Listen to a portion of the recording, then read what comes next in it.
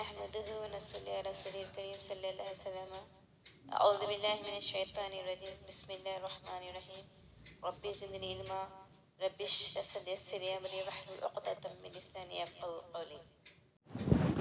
السلام علیکم ورحمۃ اللہ وبرکاتہ.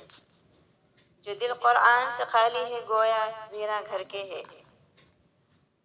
عن ابن عباس رضی اللہ تعالی عنہ قال قال رسول اللہ صلی اللہ علیہ وسلم ان الذي ليس في جوفه شيء من القرآن كالبيت الخريب. عبداللہ بن عباس رضی اللہ تعالیٰ نے نبی کریم صلی اللہ علیہ وسلم کا ارشاد نقل کیا ہے کہ جو شخص کے قلب میں قرآن شریف کا کوئی حصہ نہیں وہ ویرا گھر کے مساوی ہے.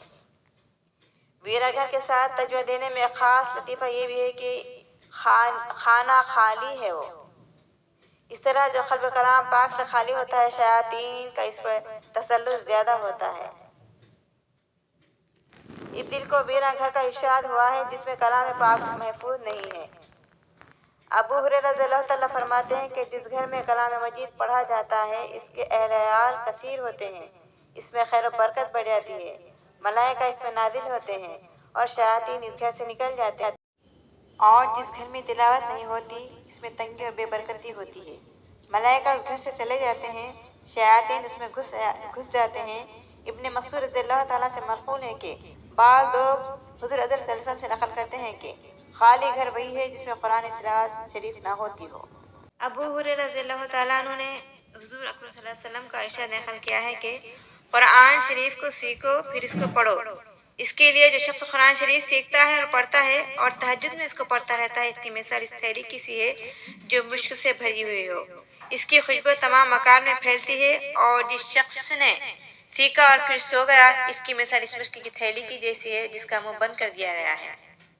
یعنی جو شخص نے قرآن پاک پڑھا اور اس کی خبر گیری کی، راتوں کی نمازوں میں تلاوت کی، اس کی مثال اس دن اس مشک دان کی سی ہے جو کھلا ہوا ہو اور اس کی خوشبو سے تمام مکان مہکتا ہے. یعنی کہ کوئی ایک گھر میں عطر لگاتا ہے، خوشبو لگاتا ہے تو پورے گھر میں جو ہے اس کی خوشبو گھومتی ہے. تو اسی طرح بتایا گیا ہے کہ جو شخص قرآن پڑھتا ہے وہ گھر میں جو ہے تو جس گھر میں قرآن ایک شخص پڑھتا ہے تو اس گھر میں جو ہے تو اس میں یعنی کہ پوری کھلی ہوئی خوشبو رہتی ہے، وہ تمام کھلی ہوئی گھومتی ہے اپنے تمام مکان میں.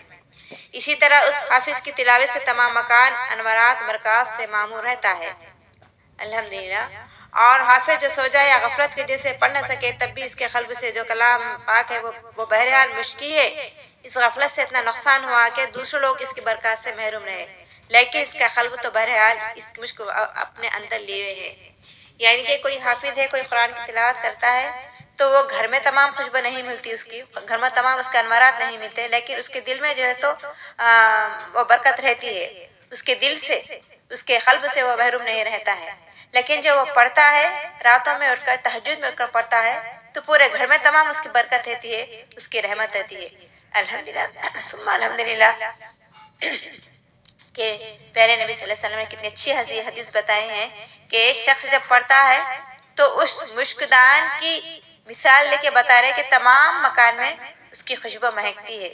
تو اندازہ لگائیے اگر ہر بندہ گھر میں قرآن پڑھتا ہے تو اور کتنی خوشبو ہے مہکتی ہے. اللہ تعالیٰ ہم تمام افراد کو قرآن شریف کی تلاوت کرنے والا بنائے. اور پھر بتایا کہ بہترین دولت اونٹنیوں سے مثال دیتے ہیں. فرمایا کہ بہترین دولت نبی کریم صلی اللہ علیہ وسلم نے فرمایا کہ تم میں سے کوئی پسند کرتا ہے کہ گھر واپس آئے تو 3 اونٹنیاں حاملہ بڑی اور موٹی اس کو مل جائے.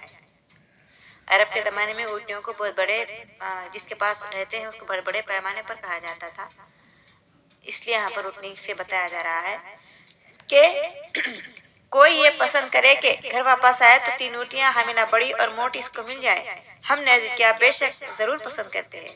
حضور صلی اللہ علیہ وسلم نے فرمایا کہ 3 آیتیں جن کو تم میں سے کوئی نماز میں پڑھ لے وہ 3 حاملہ بڑی اور موٹی اونٹنیوں سے افضل ہے. حاملہ اونٹنیوں سے اس لیے تشبیہ دیا ہے کہ ان کے لیے وہاں 2 عبارتیں ہیں، نماز اور تلاوت. ایسے ہی یہاں بھی 2 چیزیں ہیں، اونٹنی اور اس کا حمل.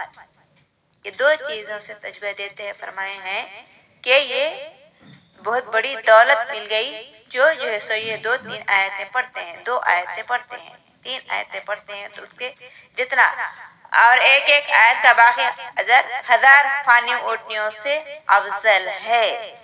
پھر بتایا جا رہا ہے کہ حدیث سے صرف تشبیہ مراد ہوتی ہے، لیکن ایک آیت کا باقی اجر 1000 فانی اونٹنیوں سے افضل ہے بتایا گیا ہے۔ 3 حاملہ اونٹنیوں، پھر موٹی بھی بتایا گیا ہے، موٹی اونٹنیوں سے افضل ہے جو 3 آیتیں پڑھتا ہے۔ الحمدللہ تو ہمیں نماز میں تو ہمارے کئی آیتیں ہوتے ہیں۔ اللہ تعالی ہمیں صحیح اور ترتیب کے ساتھ ہمیں پڑھنے کی توفیق عطا فرمائے اور غور و فکر کرتے ہوئے تدبر اور تجوید کے ساتھ پڑھنے کی توفیق عطا فرمائے۔ ایک اور حدیث یوں ہے کہ حضرت ابو ذر رضی اللہ تعالیٰ کہتے ہیں کہ میں نے حضور صلی اللہ علیہ وسلم سے درخواست کی کہ مجھے کچھ وصیت فرمائیں۔ حضور صلی اللہ علیہ وسلم نے فرمایا تقویٰ کا اہتمام کرو کہ تمام امور کی جڑ ہے۔ میں نے عرض کیا کہ اس کے ساتھ کچھ اور بھی ارشاد فرما دیں، تو حضور صلی اللہ علیہ وسلم نے فرمایا کہ تلاوت قرآن کا اہتمام کرو کہ دنیا میں یہ نور ہے اور آخرت میں ذخیرہ۔ تقویٰ حقیقتاً تمام امور کی جڑ ہے۔ جس دل میں اللہ کا ڈر پیدا ہو جائے اس سے پھر کوئی بھی معصیت نہیں اترتی اور نہ پھر اس کو کسی قسم کی تنگی پیش آتی ہے۔ حق تعالیٰ شانہ اس کے لیے ہر ضعیف میں کوئی راستہ نکال دیتے ہیں اور اسی طرح اس کو روزی پہنچاتے ہیں جس کا اس کو گمان بھی نہیں ہوتا۔ اور پھر تلاوت کا نور ہونا پہلی روایت سے معلوم ہوتا ہے کہ جن گھروں میں کلام پاک کی تلاوت کی جاتی ہے وہ مکانات آسمان والوں کے لیے ایسے چمکتے ہیں جیسا کہ زمین والوں کے لیے آسمان پر ستارے۔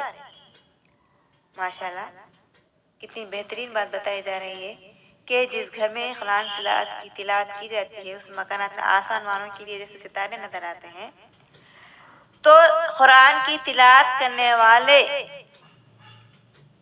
ویسے ہی ستاروں کے جیسا نظر آتے ہیں۔ اس رب سے دعا ہے کہ اللہ تعالیٰ ہم تمام مسلمانوں کو قرآن کو غور و فکر کرتے ہوئے ترتیل و تجوید کے ساتھ ادا کرتے ہوئے تلاوت کرنے والا بنائے اور اس کے پورا نور ہمیں مکمل نور عطا فرمائے۔ آمین۔